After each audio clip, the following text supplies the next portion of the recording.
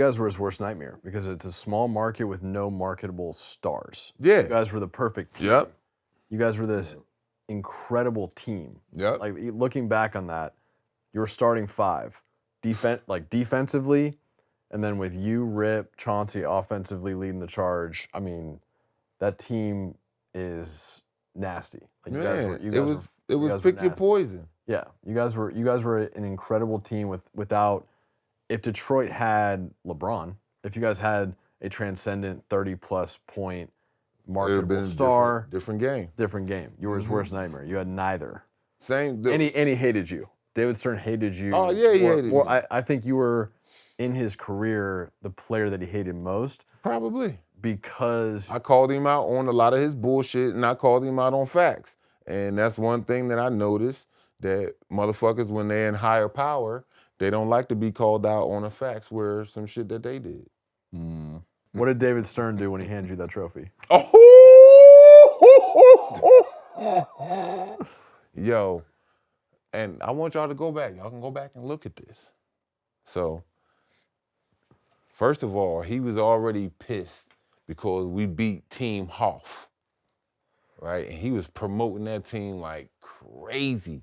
We didn't stand a chance. The fix was in. But when we defied that, heated. Came back that next year. Here we are in the championship again. Now we playing San Antonio. So he started for our series and our series only, he started calling San Antonio his team of United Nations. Oh, my team of United Nations, this and that, da-da-da-da. That's all it was in the whole media. So Game 7 in San Antonio, we sitting in the locker room. And it's a side room. And so me and D Ham sitting there, we watching the pregame interview with David Stern. That's all he kept saying.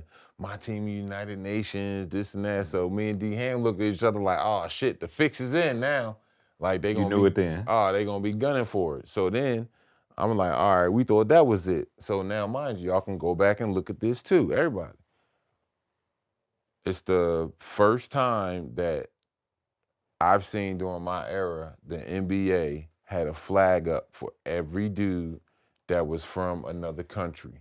Now, mind you, it was on that San Antonio team that beat us the year after we won. It was 3 dudes. They had four Americans on that team. Everybody else was from another country, and they never did that again. And now, mind you, you've had European players for sure win championships on NBA team. You ain't never seen the Bulls hold up no fucking flag for Tony Kukoc. That Rasho Nesterovic, Bino Udra. So wait, was you guys lost that series in 7? Was that? Was Game 7? How was the officiating in Game 7? Oh yeah, they tried to get us. They had your man out there, Danny Crawford, punk ass was out there.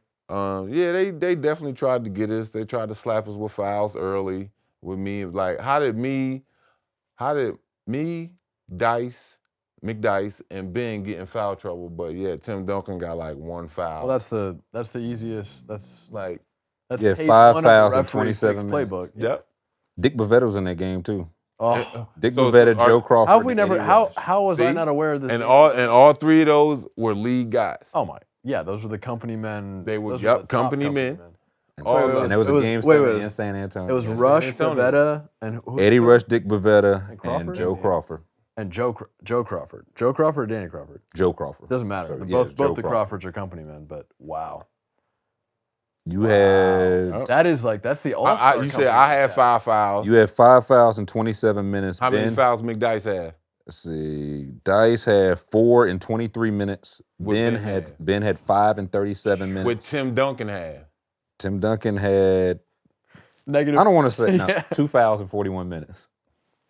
Wow. Need I say more? See, this is what's fascinating. When you open up these doors, like the George Karl interview we did, he referenced the Supersonics versus, God, what was the fucking game?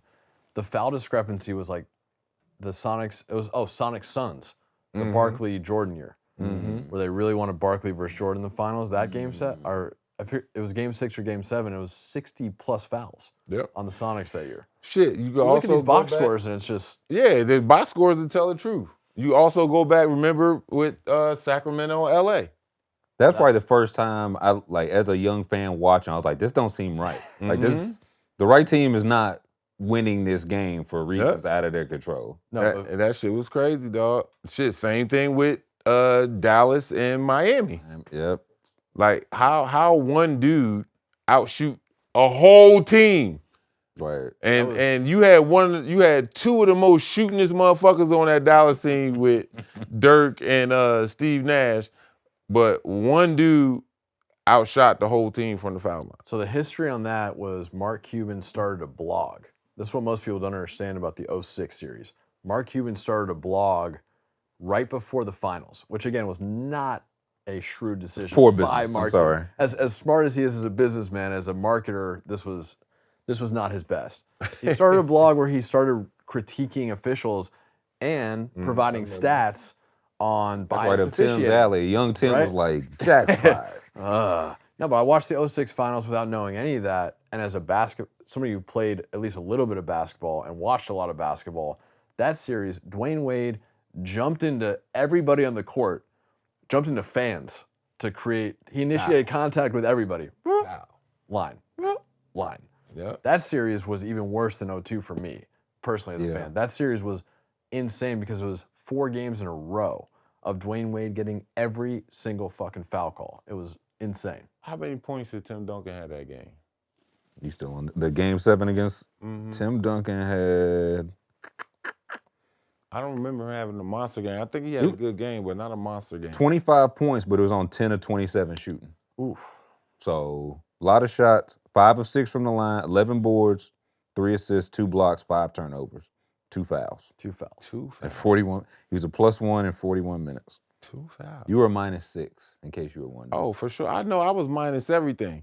I already know that. Shit. I remember when they slapped me with them joints because they gave, if I'm not mistaken, if Larry Brown didn't get a tech, he almost got a tech because he said the same thing. Like, you know, how I got 3 guys over here with 6 fouls and this guy only has 1 foul down. Granted, yeah, we know how good of a defensive player that he is and the team is, but we ain't no fucking chop suey neither. Right. You know, shit, we got a 3-time defensive player of the year on our team. Right.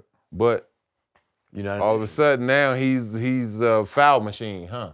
But that's where Stern, okay, so even if Stern was way too smart to send a memo to referees and say, I don't hey, know. hey guys, by the way, San Antonio used to win this game, but the way he communicated with referees, right? He went on Dan Patrick in 2001 or 2002.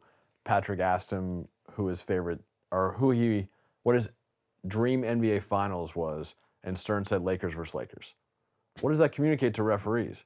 If he's going into his press conference saying all this bullshit about United Nations, which again, I didn't know any of this. So this is really interesting. Every time I talk with him, I learn something new about David Stern, about how the NBA really worked.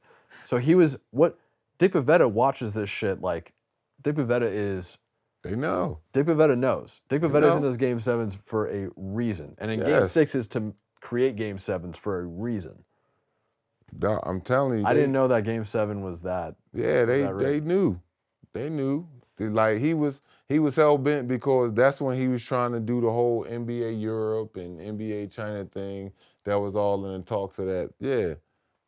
Oh man, what? They did not want us to win that. No, not back to back.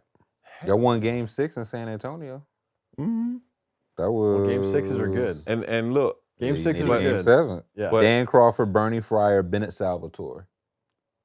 That was the 3 on Game 6. So, and those 3 more company guys. Because they know they need Game 7. Yeah, so they sent the Magic crew. Look, the whole point of that, they wasn't going to let us get out of that fucking building with that trophy again. You had 5 fouls in Think what you're 23 minutes. Think what you're and by the way, Ben Wallace would agree with you. McDyess, Larry Brown, right? They would all agree with you on that, right? It's right there in the stats. You know, we ain't gotta tell no lies. That's the thing. That's the good thing about one thing I like about numbers. Fuck analytics, but the numbers with stats. They're not gonna lie. They can say this and that, oh no. And then the thing about it, he did it with arrogance. I'm gonna cheat y'all. What's like? What are y'all gonna do to me? What can you do to me? And oh yeah, he was so to go back to answer your original question, when we won, he was up there, so you know you gotta present the trophy. He presented the trophy to Mr. Davidson and got out of there. When San Antonio won, all right, up there taking pictures. You know what I'm saying? Hey man, you gotta come over for the barbecue next week. Shit, we got it for you. You know what I'm saying? Come on over, dog. Argentinian barbecue. Yeah, he's His favorite, yeah. everything. Yeah, cause that's what made him look good. That's what put him up. That's what made him Team money. United Nations. That's what made him money. And that's where it just kills you as a sports fan. Where Stern's, the two-sided, that's why Stern is so fascinating. The two-sidedness of his marketing brilliance took the NBA from a league where the finals were taped in the 80s. They weren't even broadcast live. True. The NBA had a huge image problem with cocaine. White America could not get on board with the league. David Stern I shouldn't point at myself. I was not born yet. I don't want to identify. White America in the Midwest and the Southeast could not get on board with the NBA. He took it and built it into the behemoth that it is today. But that motherfucker, God, there's so many finals that are just not legitimate. There's so many. When you start digging, it's a whole lot of games. It's about 1 in every 3 NBA finals from really like the late 80s to now. The victor, in my opinion, is not the real victor. Yeah, he's gonna go with the money makers, the big man. I'm telling you, yo, everything. It was not meant for us to win against LA. And then when we beat Game 1, that shocked the world. That fucked everybody up. Did y'all know that going in, like, this can't get to Game 6 and 7 because we not going? No, we knew we was gonna win that series. Like early. Period. No, it didn't matter early or in 7.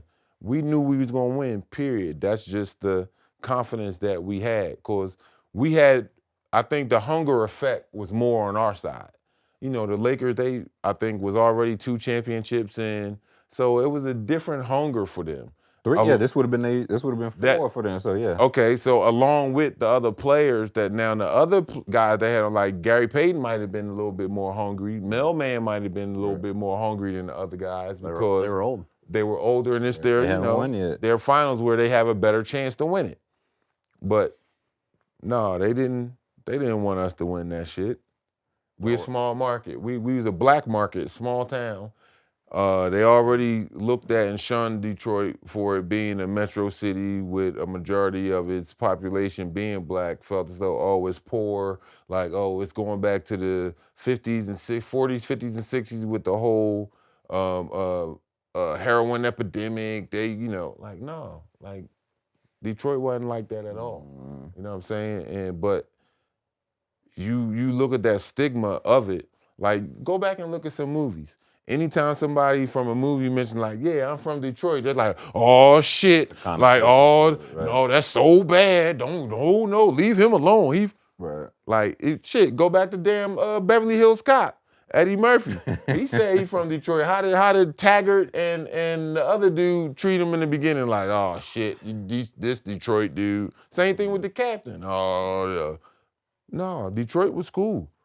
It's just, yeah, it's a smaller market. When you talk about LA, when you talk about New York, but it's still a major metro.